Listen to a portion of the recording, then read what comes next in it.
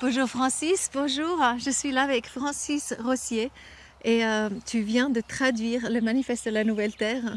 Ça t'a pris beaucoup de temps, donc il est vraiment disponible maintenant en français. C'est extraordinaire, je te remercie de tout cœur. Ouais, Quel avec travail plaisir. incroyable ce que tu as fait. Mm. Francis Rossier, il est aussi thérapeute et il est... T'étais comédien aussi? Je suis comédien, officiellement, en tout cas c'était mon métier avant. Et en fait, le Covid a fait que... Ouais, le Covid a contribué à ce que dans la situation de doute qu'on vit actuellement, je donne ma démission à 2 projets, ne sachant pas, dès cet automne, ces 2 projets qui devaient avoir lieu l'année passée, qui ont été repoussés à cause des conditions sanitaires, enfin à cause des décisions politiques surtout. Et puis, ne sachant pas si j'allais devoir faire des tests PCR, je suis totalement... On ne me rentre pas un truc dans le trou de nez. Je veux bien cracher dans un pot et puis qu'on teste ma salive, mais on ne me rentre ni un truc dans le trou de nez ni ailleurs à la chinoise. Qu'on soit clair, je ne rentre pas dans cette discussion. Je suis évidemment absolument clair que je ne me ferai pas vacciner d'aucune manière. Donc voilà, là on est aussi dans le vif du sujet. Ouais. On veut parler aussi un petit peu du Covid, de ta décision, pourquoi il faut voter non par rapport à la loi Covid. Peut-être tu veux expliquer en quelques mots aussi ta démarche en ça. Parce que tu as plongé pendant une année aussi dans le vif du sujet. Tu as été dans les groupes, ta voiture est pleine d'affiches, etc. Tu n'arrêtes pas de travailler dans le sens pourquoi est-ce qu'il faut voter non à la loi Covid? Pour moi, la chose est très claire. Alors évidemment, en 2012 ou 2013, le peuple a voté pour cette loi en cas de pandémie. Alors déjà, on n'était certainement pas d'accord sur ce que signifie une pandémie. Je pense que lorsque les gens ont voté ça en 2012, ils imaginaient des cadavres à enjamber pour aller à l'épicerie, ce qui n'est évidemment pas le cas. La deuxième chose, c'est que si on vote non à la loi Covid, on pourra toujours se rendre compte qu'on a eu tort et puis qu'il faudrait mieux tout laisser au Conseil fédéral tellement les cantons ne sont pas capables de gérer ça ou l'individu en groupe. Parce que finalement tout le monde est d'accord avec la démocratie, mais quand il y a un problème, la peur de la mort devient prime sur la démocratie. Donc si on vote non, on pourra toujours vérifier ce qu'on fait avec ce non. Le jour où on vote oui, à l'évidence, on ne vérifiera plus grand-chose. J'ai bien aimé avant qu'on en parlait, tu as parlé de la complaisance. Est-ce que tu veux expliquer un petit peu ce que c'est la complaisance dans le cas Covid? Oui. Eh bien pour moi, le problème majeur de notre société actuelle, c'est, avec toutes les excuses possibles, hein, genre on doit gagner notre vie, on a peur de la mort, etc. La complaisance, elle prend une place très particulière dans ce contexte. Parce qu'à l'évidence, pour avoir travaillé dans le milieu carcéral, un bref passage comme éducateur dans le milieu carcéral, j'ai bien pris conscience, mais même avant ça, que tout ne se passe pas comme on voudrait nous le faire croire dans les médias. Il y a des choses qui sont difficiles à avaler. En tout cas, j'en ai eu bruit quand je travaillais dans le milieu carcéral. Qui sont très difficiles à avaler. Qu'est-ce que c'est le milieu carcéral? Carcéral, j'ai travaillé comme éducateur dans le milieu de prison, donc à la prison de Palaisieux pendant 6 mois. Et j'ai eu un stage aussi au Bois-Mermet à Lausanne en tant qu'éducateur. Et j'ai eu l'occasion d'entendre, de voir des choses, et puis d'avoir des bruits, des choses qu'on sait, on est un peu plus au courant. Où je me suis rendu compte qu'effectivement la complaisance a une place dans notre société avec toutes les excuses qu'on jugera valables ou pas, suivant qu'on est complaisant ou pas. Mais la complaisance, c'est vraiment à un moment donné de se dire alors on est tous pour la liberté, tous pour la démocratie, mais bon, on complaît à une forme de tyrannie par exemple, en acceptant qu'il faudrait vacciner tout le monde de force par exemple. Ça c'est une forme de complaisance. Ou on complaît à tout d'un coup aller prendre un vaccin alors que c'est un test, qu'il est en phase de test, c'est de la complaisance que d'accepter de prendre ce vaccin en phase de test. Ça nécessiterait d'avoir des informations précises. Le contraire de la complaisance, en l'occurrence dans le cas de cette situation du Covid-19, ce serait le principe de précaution, sans lequel la sagesse n'est une chose même peu compostable, à vrai Donc dire. ça veut dire s'interroger soi-même, se poser des questions, faire ses propres recherches, s'informer auprès des autres qui savent, chez les médecins qui ont des autres avis, etc. C'est ça? Surtout, en tout cas, ne pas interrompre le débat, comme d'ailleurs ont contribué les GAFAM à faire. C'est-à-dire les plateformes officielles qui sont censées nous donner des outils d'accès aux liens. C'est Google, Amazon, Facebook. Voilà, les gros promoteurs de plateformes censurent à tort et à travers.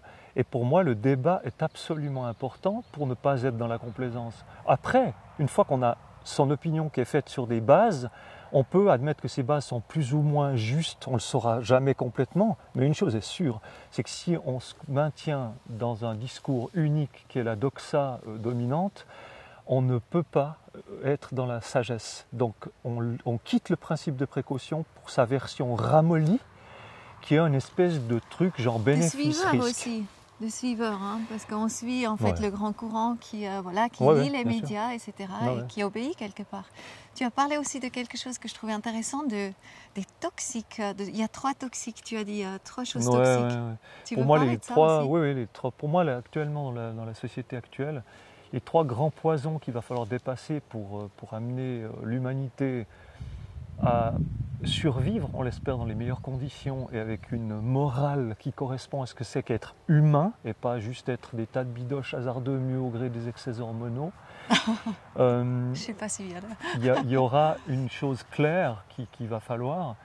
Pour moi, les 3 poisons principaux, c'est l'arrogance, la complaisance et le déni. Et quand on en a 2 ensemble de ces 3, ils servent le 3e. Si on prend l'arrogance et le déni ensemble, ça sert la complaisance. Si on prend la complaisance et l'arrogance, ça sert le déni. Et si on prend le déni et l'arrogance, ça sert la complaisance. Il suffit de 2 pour faire naître le 3e. Et on voit ça beaucoup. L'arrogance, c'est de se croire supérieur sans aller vérifier. C'est de se croire hautain, de croire qu'on est plus fort que la nature dont on fait intimement partie, par exemple. De se dire, non, nous les humains, on va réussir par le transhumanisme, à trouver des solutions, etc. Pour moi, c'est clairement une forme d'arrogance. Ensuite, il y a le déni. Le déni qui est quand on ne voit pas les conséquences de notre arrogance, ou qu'on ne veut pas les voir parce qu'elles pourraient nous déranger, nous mettre en conscience, ou nous faire voir qu'on n'est pas dans le bon chemin, le meilleur outil pour continuer dans la même voie, c'est le déni, c'est de ne pas vouloir voir. Et puis la complaisance, c'est justement le fait de complaire à continuer dans des modes de fonctionnement dont on se rend compte qu'ils ne sont pas utiles, mais alors pour toutes les bonnes raisons que je n'ai pas citées avant, je dois gagner ma vie, j'ai peur de mourir. Oui, en fait, c'est quelque part les gens qui ne se sont pas encore posé les questions. Alors, on peut dire aussi que le Covid est une immense invitation à se poser les bonnes questions. Clairement. Et aller au-dessus de ce qu'on a l'habitude jusqu'à maintenant. Et à ce moment-là, ça devient quelque chose presque de beau. En fait, moi, il y a un temps où le déni et puis la complaisance me révulsaient au point que ça pouvait me créer de la violence. Je me suis beaucoup posé des questions sur ma propre violence par rapport à ça. Je me suis dit, tiens, mais qu'est-ce qui fait que j'ai de la violence vis-à-vis de ça? Et à un moment donné, en me posant ces questions, je me suis dit, mais est-il possible qu'au fond, nous ne fassions que projeter à l'extérieur une part de ce qu'on a en nous? On ne fait pas que ça, mais en tout cas, il y a une part de nous qu'on projette vers l'extérieur. Et je me dis, si les gens sont bons par nature, parce qu'au fond, quand vous allez dans la rue, n'importe où, et puis que vous demandez de l'aide, il y a plein de gens qui sont prêts à vous aider. Donc les gens, humains, on est humain, on porte le terme d'humain parce qu'on est bon. On est bon, on a envie d'aider, on a envie d'être dans le lien, dans le plaisir, dans le bonheur, de partager du beau, du vrai et du bon. Et en fait, il y a une part d'innocence dans le sens où quand on est bon, on a de la peine à imaginer que quelqu'un d'autre puisse être pervers. On a de la peine à imaginer, j'imagine que ça doit être très très compliqué d'admettre qu'il existe des gens qui par blessure, par inadvertance ou par opportunisme se retrouvent éventuellement à faire des choses qui sont contre nature, perverties ou perverses. Et quand on prend conscience de ça,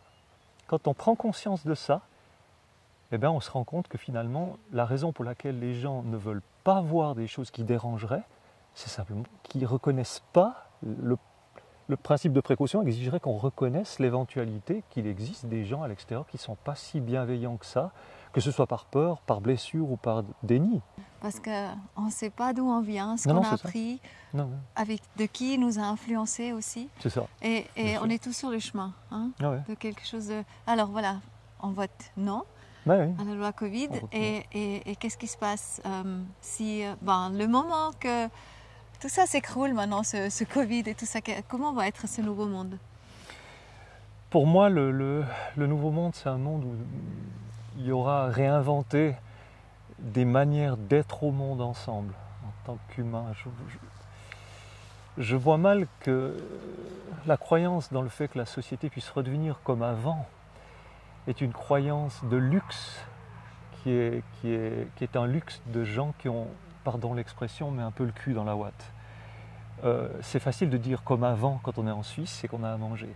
C'est beaucoup plus difficile que ça redevienne comme avant quand on était déjà en train de crever de faim dans certaines régions du monde. Une nouvelle manière d'être au monde qui fasse que l'humain est complètement en phase, complètement en unité avec la nature. C'est-à-dire on n'est pas hors de la nature et on a des prédateurs ou lui imposer nos choses, mais se rendre compte qu'on en fait partie et que dès lors, accepter ces lois, c'est de la sagesse.